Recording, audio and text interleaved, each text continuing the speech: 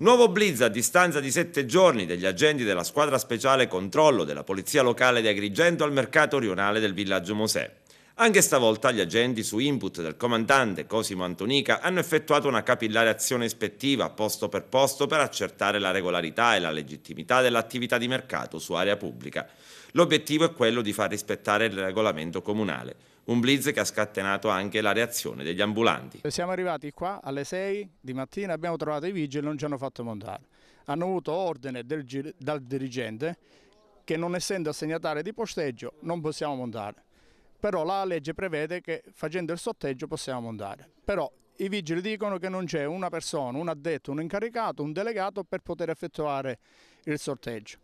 Quindi per la mancanza, per la indisponibilità, il menefreghismo delle dirigenti, dell'autorità, degli amministratori non abbiamo potuto lavorare. Abbiamo chiesto, abbiamo invitato la presenza di qualcuno che si possa assumere la responsabilità, ma invece sono venuti solo i carabinieri, che temevano qualche rivolta, qualche sommossa. Da 2 ore che aspettiamo qua, non si è fatto vivo nessuno, non sappiamo cosa fare.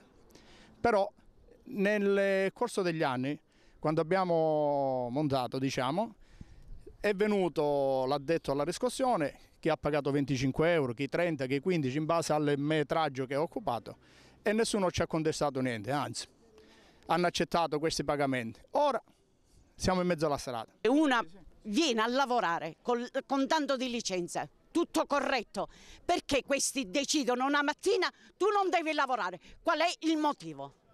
Qual è il motivo? Perché non ce lo dicono? Perché non si presentano qua e dicono lei oggi non può lavorare perché? Per quale motivo? Che significa che in tutto questo c'è correttezza, rappresentano la legge, rappresentano un comune, che cos'è che rappresentano?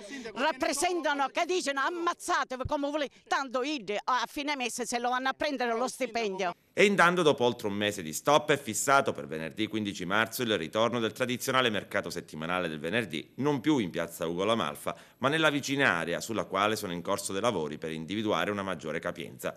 Rispetto alla pianta individuata lo scorso gennaio si sta cercando di portare a 226 il numero dei posteggi riservati agli ambulanti. Riaperti pertanto i termini di presentazione delle domande che dovranno pervenire all'ufficio protocollo del Comune soltanto per posta raccomandata fino all'8 marzo del 2013. Una volta avuto il quadro generale, verrà definito il piano dell'area mercatale con le novità introdotte.